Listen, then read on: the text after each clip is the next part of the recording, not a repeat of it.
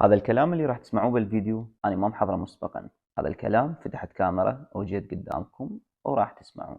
دير بالكم تتوقعون انه الحياة الزوجية هي مثل اللي تشوفوها بالسوشيال ميديا. دير بالكم تحسون انه تصرفات البنات ويا الشباب او تصرف الزوجة تجاه الزوج مثل ما تشوفوه بالريلزات.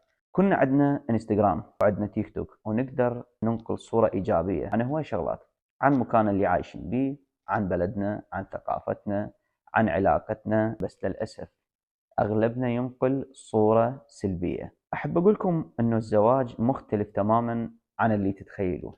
الزواج هو مو بس علاقة بس سرير، ولا بس طلعات، ولا مولات، ولا بس أطفال وغسل ماعين، ولا كل هالأمور. الزواج هو أولا احترام، أنه يكون أكو احترام متبادل بين الزوج والزوجة. الزواج هو علاقة مقدسة، الله بارك بهاي العلاقة، وخصوصا العلاقة تحلى إذا صار بها أطفال. أنتم متزوجين جديد والله رزقكم بطفل، راح تكونون متلهفين حتى تشوفون هذا الطفل، وهاي اللهفة ما راح تحسون بيها لحد ما راح تجي اللحظة اللي تتبشرون بيها ببيبي صغير. وبالنسبة للشباب، الزواج مو بس جيب حليب وحفاضات. الزواج ترجع تلقى زوجتك محضرت لك ملابسك، محضرت لك أكلك، تتلقاك ملقى حلو، ما راح تتلقاك متخاصرة مثل ما تشوفها بالسوشيال ميديا، وما راح تقول لك كذا وكذا وكذا، جيب موبايلك وهاي الأمور. الزواج مو هيجي تماما.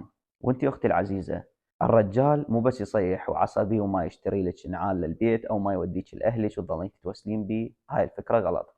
اكو هيك بس مو كلهم. الزواج هو عندك سند بهاي الحياه، عندك شخص تعتمدين عليه، عندك ظهر. المرأة بدون رجال ما تسوى شيء، والرجال بدون مرأة نكرة. لو ما كنا احنا اثنين موجودين ما راح نقدر نتكاثر وما راح تستمر الحياة. لازم نعرف شنو معنى كلمة زواج وما نتأثر بالسوشيال ميديا وبالمشاهير. ونسيت أقول لكم شغلة، لا تتأثرون بحياة المشاهير اللي ينقلون لكم صورة عن حياتهم الزوجية، ستوريات وكذا وهيك أمور، لأنه هاي الأمور فقط لجلب المشاهدات وبراسكم أنتم. إذا تأثرتوا بيهم راح تهجمون بيتكم وأنتم ما تدرون.